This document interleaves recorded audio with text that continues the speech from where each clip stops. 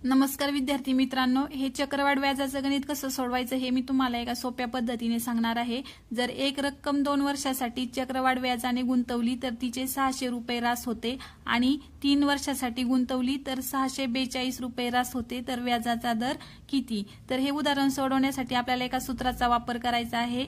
तर हे सूत्र आहे दर बरोबर राशीतील फरक भागिले पहिली रास गुणिले 100। आता या सूत्रामध्ये आपल्याला किमती घालून घ्यायच्या आहेत। तर दुसरी रास आहे 642 वजा पहिली रास आहे 600 भागिले पहिली रास, तर पहिली रास 600 आहे आणि गुणिले 100।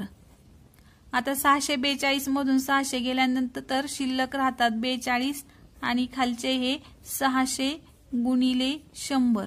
आता याला आपल्याला संक्षिप्त रूप द्यायचंय। तर हे 2 शून्य आहेत, हे 2 शून्य, हे 2 6 1 6 आणि 6 20 42 म्हणजेच व्याजाचा दर किती आला? 7%।